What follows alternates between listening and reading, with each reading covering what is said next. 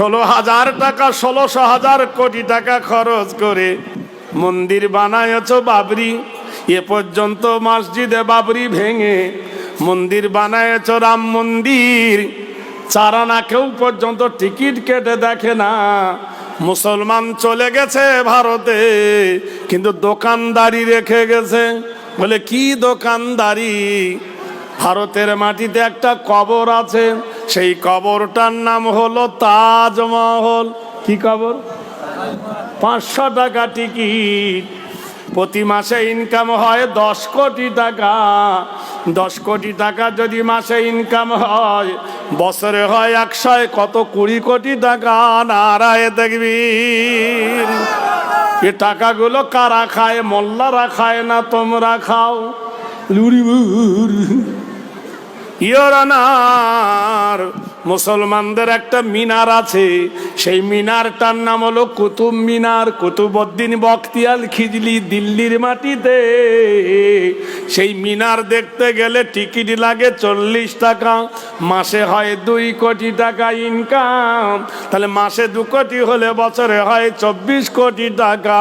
এই টাকাগুলো কোথায় যায়? ইওর অনার, মুসলমানদের একটা ঘর আছে ফতেপুর, সেই ঘরটা হুমায়ুন বানিয়েছিলেন। আরেকটা ঘর হলো আগ্রা, সেটা আকবর বানিয়েছিলেন। আরেকটা হলো লালকেল্লা, শাহজাহান বানিয়েছিলেন। এই 3 ঘর থেকে আসে মাসে 3 কোটি টাকা। তাহলে 3 বারং 36,000 টাকা থাকে, 36 কোটি টাকা আসে বছরে। মুর্শিদাবাদের মাটিতে একটা ঘর আছে ইওর অনার, তার নাম হলো হাজারদুয়ারি। তার টিকিট হলো 20 টাকা। প্রতি মাসে 2 কোটি টাকা ইনকাম হয়, বছরে ইনকাম হয় 24 কোটি টাকা। একবার সুবহানাল্লাহ বলুন, আরো জোরে বলুন। ইওর অনার, এই হাজী মোহাম্মদ মহাসিন, হাজী মোহাম্মদ মহাসিন বাঘের বাচ্চা বাঘ। হাজী মোহাম্মদ মহাসিন 1800 সালে 200 কোটি টাকা ভারতের অর্থ তহবিলে দান করেছিল। 1800 সালে। তখন 5 বছরে ডবল হতো টাকা। 5 বছর রাখলে ডবল হতো। তাহলে 1805 সালে হতো কত? 400 কোটি। 10 সালে হবে 800 কোটি। 15 সালে হবে 1600 কোটি। 20 সালে হবে 3200 কোটি। 25 সালে হবে 6400 কোটি। সুবহানাল্লাহ বলুন। 30 সালে হবে 128 কোটি। 35 সালে 128 দুগুণে ডবল। 40 সালে ডবল। 45-এ ডবল। 50-এ ডবল। 55-তে ডবল। 2000 পর্যন্ত হিসাব করে দেখো, তোমার ভারত বিক্রি করিলে হাজী মোহাম্মদ মহাসিনের দান শেষ হবে না। আরেকজন বাদশাহ শের শাহ, দিল্লি নয় পাঞ্জাব থেকে হাওড়া পর্যন্ত রাস্তা বানিয়ে গিয়েছিল। Sher Shah road, GT road, গ্যান্টল রোড। সুবহানাল্লাহ বলুন। লক্ষ লক্ষ টাকা ট্যাক্স আদায় করছে হাজি, জেনে রেখে দিও। তাহলে সেই অত বড় বীরবলের টাকা দান করেছিল একজন বাদশাহ। শের শাহ রোডটা তাহলে মুসলমানকে দিয়ে দাও। মুসলমানকে তাড়াতে হবে না, মুসলমান ভারত থেকে চলে যাবে। আমরা কারোর দয়ায় বেঁচে বাস করি না দেশে, আমরা কারোর দয়ায় বেঁচে বাস করি না দেশে। দেশের জন্য ফাঁসির মঞ্চে প্রাণ দিয়েছি হেসে। সুবহানাল্লাহ বলুন। ভারতবর্ষের মাটিতে জাতীয় সঙ্গীত হলো 4টে। একটা গেয়েছে আল্লামা ইকবাল। কি গেয়েছে? सारे जहां से अच्छा ये हिंदुस्तान हमारा, हम बुलबुल है इसकी ये गुलसता हमारा। গেয়েছে আল্লামা ইকবাল। আরেকজন গেয়েছে কি? হও করো মেতে ধি, হও উন্নত সি নাহি ভয়, ভুলিবে তো ভেদে গান, হও সবে আগুয়ান। সাথে আছে কে? সাথে আছে বলছে ভগবান। ওই ভগবানটা কেটে দাও। যদি বলি হও করমেতে দি, হও উন্নত সি নাহি ভয়, ভুলিবে তো ভেদে গান, হও সবে আগুয়ান। সাথে আছে রহমান, হবে যা। হাও করমেতে ধি, হও উন্নত সি নাহি ভয়, ভুলিবে তো ভেদে গান, হাও সবে আগুয়ান। সাথে আছে কোরআন, হবে জয়। নারায়ে তাকবীর। কটা হলো? দুটো হলো। আর বঙ্কিম গেয়েছে সুজলং সুফলং শস্য শ্যামলং মলয়মুধমং বন্দী। আরেকজন গেয়েছে, নাম বললে এখন গাল কেটে উঠবে, কিছু ভক্ত আছে তো রক্ত দেবে। গেয়েছে কি? জনগণ মন অধিনায়ক জয় হে। প্রাইমারি স্কুলে পড়ায় না? কিন্তু মানেটা করো দিনই, জনগণ মন অধিনায়ক জয় হে। জনগণের মনের মতো অধিনায়ক তুমি। কাকে বলছে? ভারত ভাগ্য বিধাতা, তুমি ভারতের ভাগ্যের বিধাতা। কে তুমি? পাঞ্জাব সিন্ধু গুজরাট মারাঠা দ্রাবিড় উৎকল বঙ্গ, বিন্দ হিমাচল যমুনা গঙ্গা, উচ্চল জলধি তরঙ্গ। ইংরেজের কাছ থেকে প্রাইজ পাবো বলে ইংরেজকে টুপি পরালো জনগণ মন অধিনায়ক জয় হে। তুমি জনগণের মনের মতো অধিনায়ক।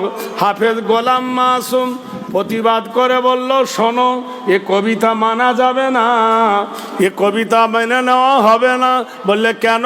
বলে জনগণ মন অধিনায়ক জয় হে। জনগণের মনের মতো অধিনায়ক হলো আল্লাহর নবী।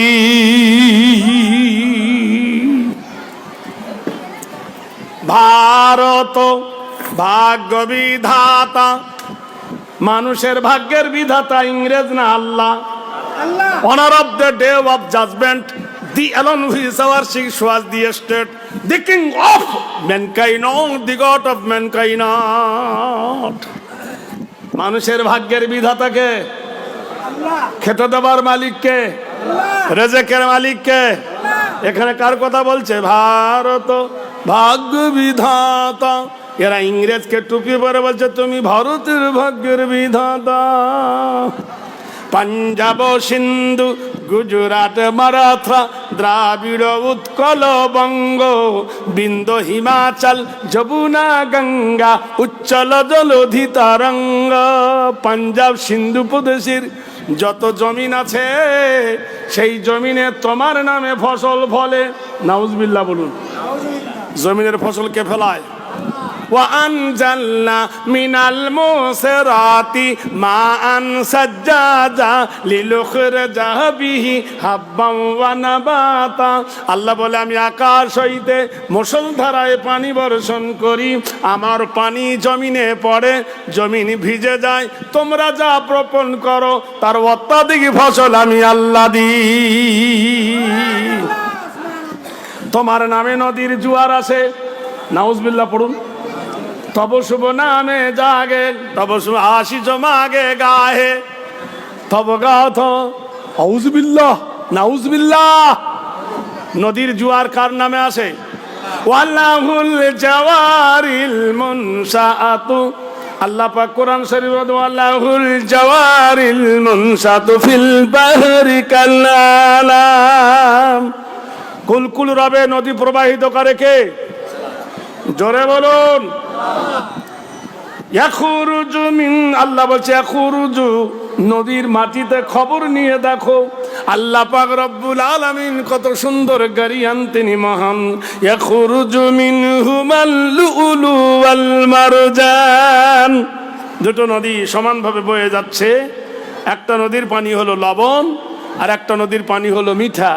নোনা পানির সঙ্গে মিঠা পানি মেশে না, আর মিঠা পানির সঙ্গে লবণ পানি মিশ্রিত হয় না। এ কুদরত কার? জোরে বলুন আল্লাহ।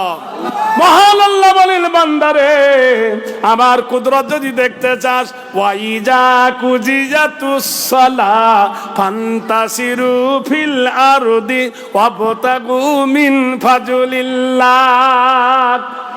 ফজরের নামাজটা পড়, ফজরের নামাজ পড়ার পরে আমার জমিনে তুমি ছিটিয়ে যাও, আমার কুদরত দেখতে পাবে। কি দেখতে পাবি? কত নামি দামি জিনিস এই জমিনের উপর আমি আল্লাহ সৃজন করেছি, তোমরা দেখতে পাবে। এই কথাটা বলেছিল হাফেজ গোলাম মাসুম। এজন্য কলিকাতার মাটিতে সল্টলেকের আমবাগানে হাফেজ গোলাম মাসুমকে ফাঁসি দিতে হয়েছিল প্রাণ। হাফেজ গোলাম মাসুমের যখন ফাঁসির অর্ডার হলো, জেলখানায় বন্দী হলো, জেলখানার জেলারু বলেছিল, হাফেজ গোলাম মাসুম তোমার তো ফাঁসি হবে কাল, তা তুমি কিছু চাও? তুমি বলেন আমার 4টে দাবি। 1 নম্বর দাবি, আমার হাত দুটো পিছনে বাঁধবে না। 2 নম্বর দাবি, কালো কাপড় দিয়ে আমার মুখটা ঢাকবে না। 3 নম্বর দাবি, আমি আজকের রাতে আমার মাহবুবের সঙ্গে দেখা করব।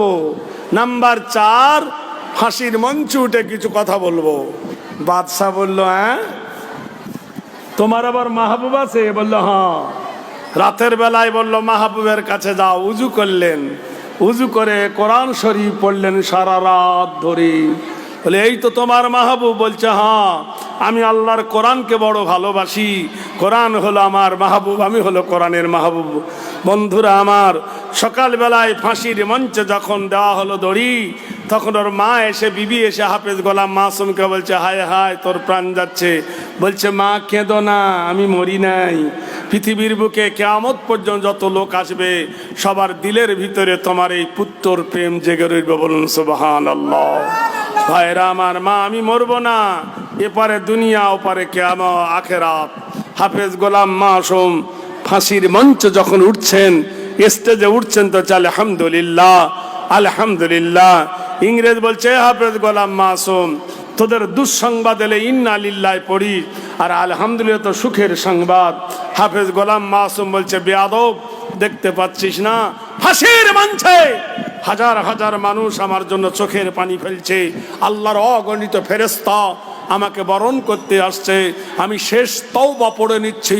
আর তওবাকারীকে আল্লাহ বড় ভালোবাসে। ওয়া গাফির ইযযাম ওয়া কাবিলিত তওব, আমার মরণ হবে শহীদের মরণ, আমি মরে যাব পৃথিবীর ভাতাতে, কিন্তু আমি কিয়ামতের খাতায় জিন্দা। বলুন সুবহানাল্লাহ।